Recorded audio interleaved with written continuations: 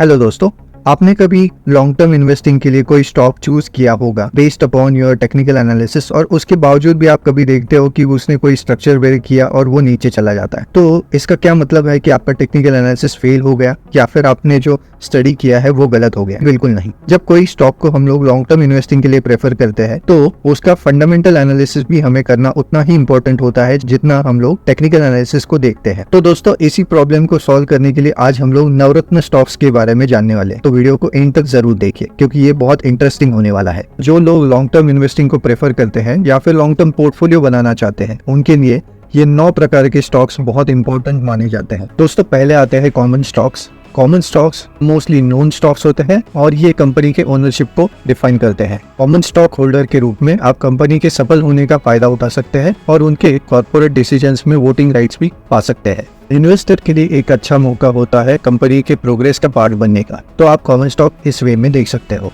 इसके बाद सेकंड आते हैं preferred stocks. Preferred stocks mainly stocks और बॉन्ड्स के बीच का एक कॉम्बिनेशन होता है। प्रेफर्ड स्टॉक के शेयर होल्डर्स को कंपनी के इनकम और असेट्स में कॉमन स्टॉक के शेयर होल्डर से ज्यादा राइट्स होते हैं। उन्हें एक नियमित रूप से डिविडेंड मिलता है जो कॉमन स्टॉक होल्डर्स के डिविडेंड से पहले दिया जाता है। हालांकि प्रेफर्ड स्टॉक होल्डर्स के पास वोटिंग राइट्स नहीं होते हैं, पर दोस्तों, अगर आप एक फिक्स्ड इनकम ऑप्शन के लिए देख रहे हो तो प्रेफर्ड स्टॉक आपके लिए एक अच्छा सा ऑप्शन हो सकते हैं। इसके बाद थर्ड आते हैं blue chip stocks. Stock market के ब्लू चिप स्टॉक्स को स्टॉक मार्केट में चमकते सितारे भी कहा जाता है। ब्लू चिप स्टॉक्स को उनकी हिस्टोरिक स्ट्रेंथ और अच्छे मैनेजमेंट के लिए जाना जाता है। ब्लू चिप स्टॉक जो रहते हैं वो कंसिस्टेंट परफॉर्मर और अपने मार्केट में स्ट्रॉन्ग प्रेजेंस के लिए जाने जाते हैं। ऑन द अदर साइड, ये स्टॉक अपने इंडस्ट्री के लीडर्स भी होते हैं। ब्लू चिप स्टॉक्स में इन्वेस्ट करने से आपको सेंस ऑफ सिक्योरिटी और ट्रस्ट मिलता है। इसी रीजन से लंबे टाइम के अवधि के लिए जो निवेशक होते हैं उनमें ये स्टॉक्स ज्यादा प्रेफर्ड होते हैं। इसके बाद फोर्थ नंबर पे आता है ग्रोथ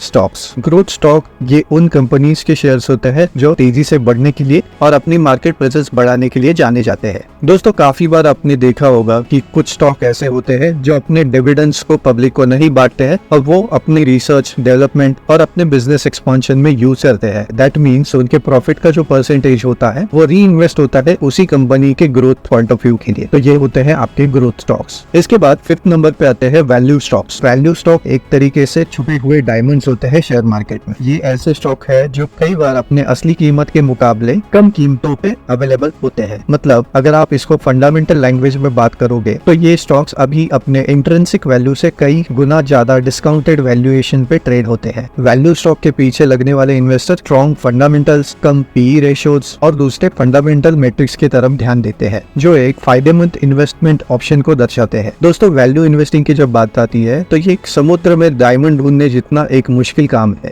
जिसमें काफी ज्यादा मेहनत लगती है। इसके बाद 6 नंबर पे हमारे सबसे फेवरेट स्टॉक आते हैं जो कि है डिविडेंड स्टॉक्स। ये वो स्टॉक्स होते हैं जो नियमित रूप से अपने शेयर होल्डर्स को कंपनी के लाभ का कुछ हिस्सा देते हैं डिविडेंड के रूप में। अगर आप स्टेडी इनकम को प्रेफर करते हो तो डिविडेंड स्टॉक्स आपके लिए एक अच्छा ऑप्शन हो सकते हैं, लेकिन ध्यान रखें सभी कंपनीज डिविडेंड प्रोवाइड नहीं करती हैं और दूसरी तरफ जो कंपनियां हेवी डिविडेंड देती हैं उनकी स्टॉक की ग्रोथ कम रहती है। तो इसलिए डिविडेंड स्टॉक्स में इन्वेस्ट करने से पहले आप अपनी रिसर्च जरूर कर लीजिएगा। 7th नंबर पे आते हैं स्मॉल कैप, मिड कैप और large cap stocks. Market capitalization stocks को अलग अलग टुकड़ों में कैटेगराइज करने में महत्वपूर्ण रोल प्ले करती है। आमतौर पे स्मॉल कैप शेयर्स की मार्केट कैपिटलाइजेशन 5000 करोड़ से नीचे की होती है और मिड कैप स्टॉक्स की मार्केट कैपिटलाइजेशन 5000 करोड़ से 20,000 करोड़ के बीच में रहती है और लास्ट में लार्ज कैप स्टॉक्स की मार्केट कैपिटलाइजेशन 20,000 करोड़ और उसके ऊपर रहती है। दोस्तों, हर एक मार्केट कैपिटलाइजेशन के स्टॉक अपने अपने रिस्क और रिवॉर्ड के साथ आते हैं। तो ऐसे स्टॉक्स में आप अपनी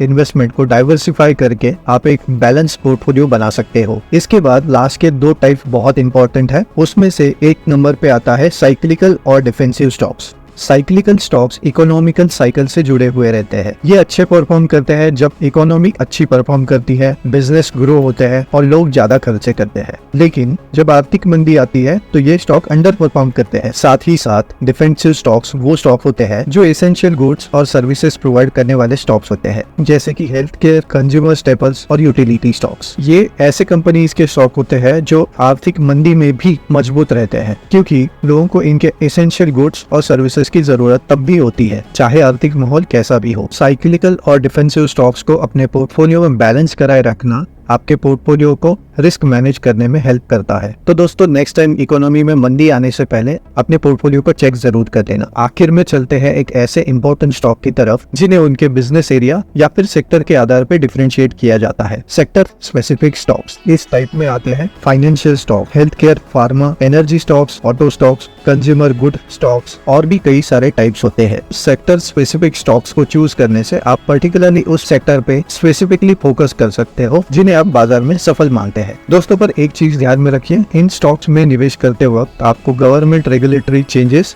और ट्रेंड्स के बारे में नॉलेज होना ज्यादा इंपॉर्टेंट है, क्योंकि इन फैक्टर्स का सेक्टर स्पेसिफिक स्टॉक्स पे असर पड़ता है। तो ये थे स्टॉक मार्केट की 9 रत्न स्टॉक्स। याद रखिए हर टाइप ऑफ स्टॉक्स अपने रिस्क और रिवॉर्ड के साथ आते हैं। एक सक्सेसफुल इन्वेस्टिंग जर्नी का राज अपने इन्वेस्टिंग गोल्स और अपने रिस्क को डाइवर्सिफाई करके अपना पोर्टफोलियो बनाने में है। दोस्तों मैं आशा करता हूँ आपको ये नवरत्न स्टॉक्स की यात्रा काफी इंटरेस्टिंग और नॉलेजेबल लगी होगी। स्टॉक मार्केट एक ऐसा इंस्ट्रूमेंट है जिसमें एंडलेस अपॉर्चुनिटीज है, तो अपने मल्टीबैगर की खोज जारी रखिए। अगर आपको ये वीडियो अच्छा लगा हो तो वीडियो को लाइक जरूर करिए। ऐसे ही टेक्निकल और फंडामेंटल एनालिसिस लर्निंग्स के लिए LOC के चैनल को सब्सक्राइब जरूर करिए। मिलते हैं LOC के ऐसे ही एक इंटरेस्टिंग फंडामेंटल एनालिसिस वीडियो के साथ। Thank you so much for watching this video.